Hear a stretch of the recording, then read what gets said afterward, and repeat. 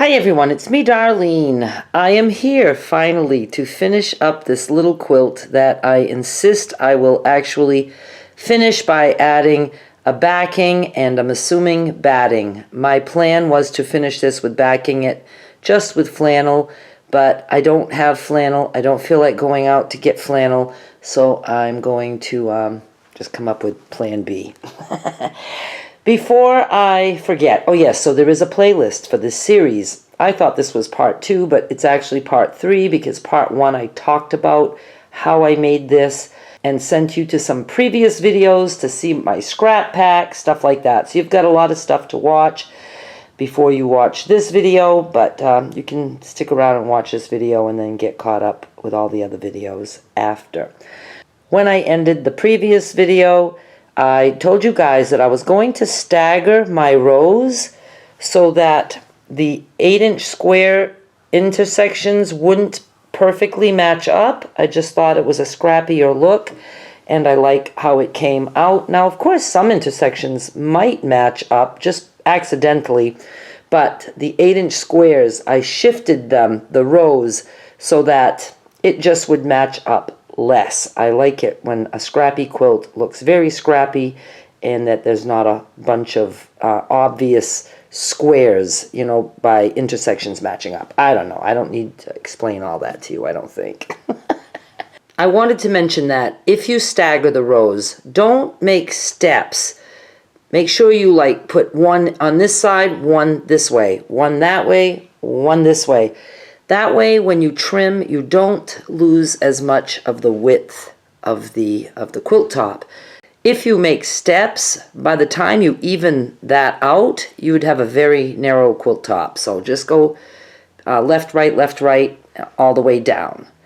Now I'm going to trim the edges to make them even, and I'm going to show you the quick end, I think, easiest way to do that if you don't have a lot of table space. What I do is I just fold it in half. You can also fold it in quarters if you want, but do I want? No, I'm going to fold it in half.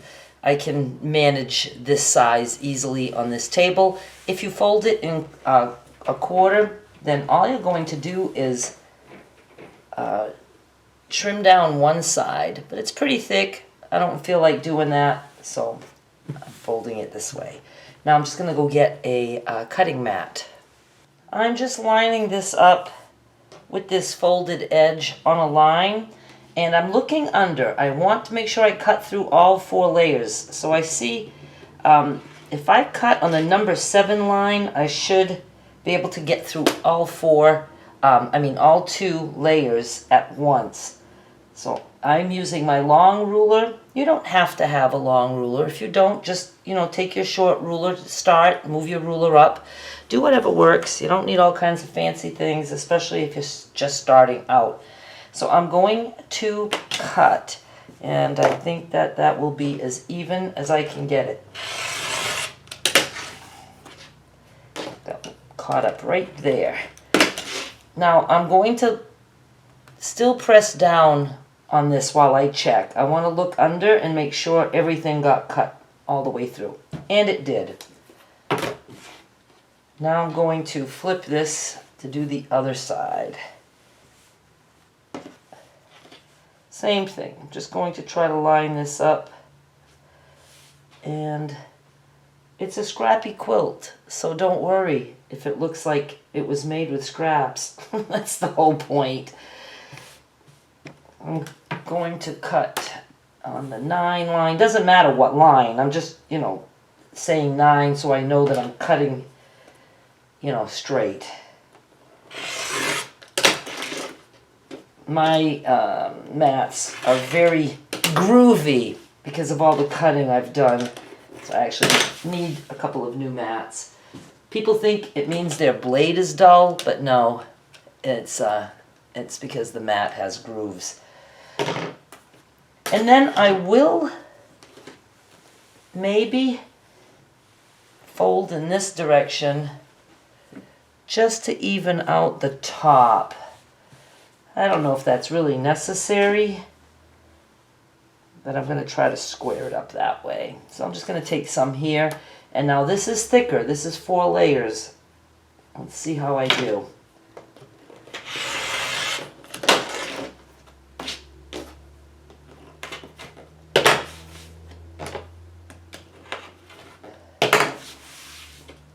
Took me a little bit, but I got it. See, when you use a mat in this direction, which is what I normally do, these get grooves. And yes, I use expensive mats, cheap mats, self-healing, some that never heal. With the amount of cutting I've done, I'm still going to cut through these mats. So then when you turn it and cut this way, all those lines have a groove and the blade can't reach. So I actually have a complete cut right through here that if I wanted to, I could stick something right through the mat. And now I'm going to just put my mat aside and let's just look at this, shall we? Should be nice and clean. Look at that. That was so easy. I don't know, you can't really see, but see, I'm going to try to show you. See how the edges look? I don't know how to show you anything. Nice? Huh? You did a good job. Good job. You did a good job too. I know you did. It's amazing how things look so much better when they're trimmed. Just love it. Now I'm going to force myself to cut some batting. And I'm going to cut the batting and the backing a little bit bigger than this. So it doesn't have to be perfect. Let me show you what I do. Here is how I'm starting out.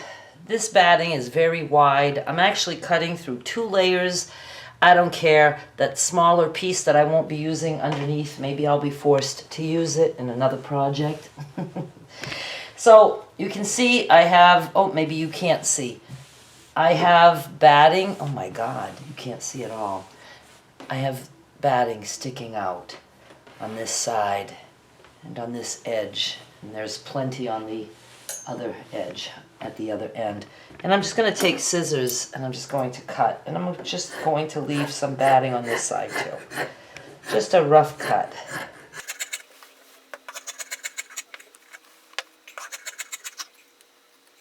You do not have to cut through 2 layers like I just did. I just did it just for it to be easy. Now I'm going to also cut in the other direction. And at this point, I'm not going to cut through both layers down here. I'm just going to cut through the top layer. I'll show you. I could slide this down to save more batting, but I just don't feel like it. I'm just trying to get through this project. I do not like quilting. I don't even care for quilts. I like blankets that just drape on your body when you throw them on you. I do like to cut squares to sell, so maybe I'll be encouraged to do that. I used to do that for a little while.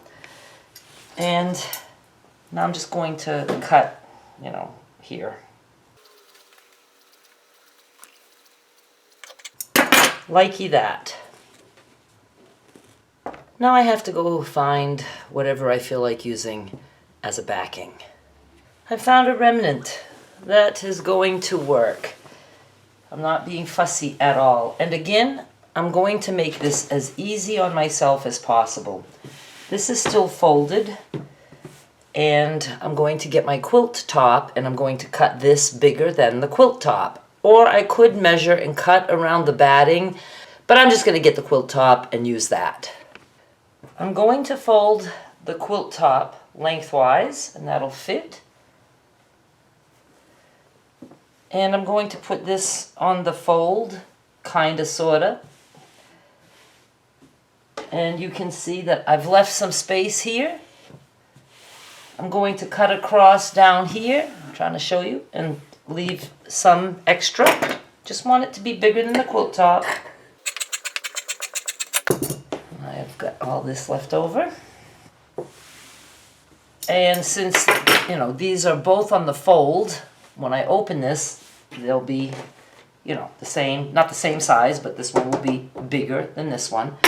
And I'm going to trim on here too. Let me see.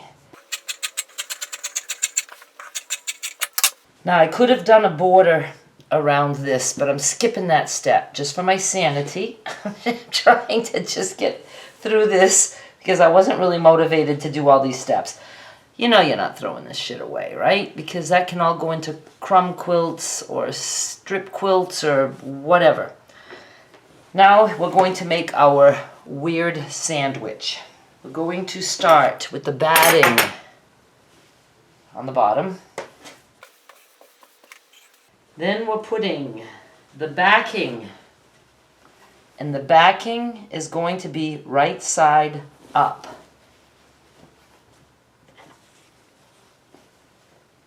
You just kind of want to just get it on top of the batting. Doesn't have to be perfect by any means because we have a lot of excess going on. And now we're going to lay the top right side down. So batting first, and then the backing right side up, and then the top right side down.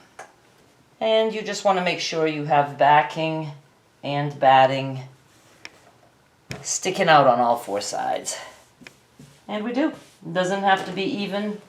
You just want to be able to make sure that when you sew, because when we sew it shifts, and we want to make sure we have enough fabric everywhere. Now we're just going to go to the machine, but we can put a few pins. I'll put just a few. And we're going to sew and leave a space somewhere. I'm going to make sure I'm leaving it at the bottom. So I'll be leaving it on this end because I see that I have some directional prints. So I'm going to start sewing. I'll put 2 pins here and 2 pins there. So I'll remember when I start, I'm going to start at these 2 pins. And when I go all the way around, when I come to 2 pins together, that means I don't go past those pins. So I'm going to leave a nice little space there. Start here. I'm going to go and sew all the way around. And I'm following the line of the quilt top, and I can go a 1/2 inch if I want. You can do a 1/4 inch if you want. And so let's just go get that sewing all done. It is days later. I'm even wearing a different shirt. I'm having a hard time to wrap up this video, but I'm going to be wrapping it up. Not this time, but in the next episode. I've decided that since I have enough footage, I'm going to just do a couple more steps and not finish in this video because I want to get to the sewing part and I want to be relaxed to do that. So where we left off is that I sewed all the way around and I left the space that I was talking about. Now I'm going to trim close to the edge of the top, the quilt top, and then we will be turning it. So let me do the trimming.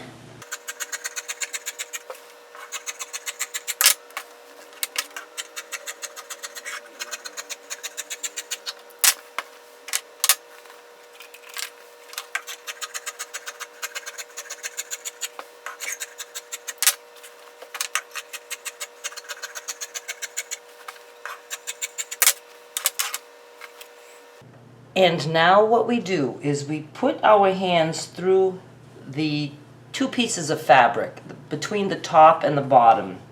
One time I did it between the bottom and the batting. That didn't work. And we're going to flip it.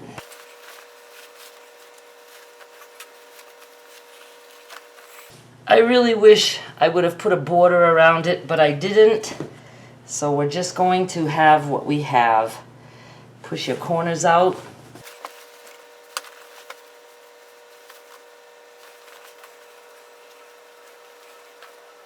I really would have liked a border, but it's cute. So here is what I'm going to do. You'll see it at the end, at the very end. I like it. I like it very much. I like it. And I love the process of doing scrap quilts. I really do. I just don't like working with batting and all that stuff. And so, yeah, it was just a tough one for me to start out with. I'm going to be doing, most likely, it's my plan to do rag quilt next. So what I'm going to do, and I'll show you in the next video, you just, find the opening and you fold your fabrics in and you just top stitch. You just go to the machine and you just sew on the top all the way around. And then I'm going to figure out how I want to tack this in just a few places. I have a lot of choices. I could just do some lines and not care, you know, in one direction, both directions. If I had the time, I think it would be so fun to go in and like sew about 1/4 of an inch in each piece. Oh, I would love to do that because I would actually like the quilting part. I like how it's, you know, kind of creative, but I don't like the feel of a quilt. I just don't. So that's why my heart is never into these projects, and that's why most times I just make the top and then I just put that on eBay because I don't want to ruin it by turning it into a quilt. But you can always, you know, come up with whatever you want. Could also do some tying. I could tie in just some corners. I'm just gonna, I'm sure, do something very simple. You know, there are these rows, right? So I might just do the outside of each row, you know, and then it'll just hold the batting together. I think that's going to be the easiest thing for me to do. I will finish this up. The next video will be showing you the finished quilt, and I'll measure it, all that stuff, and we'll have it on eBay. Thank you so much for watching. I'll be back with more soon. Bye!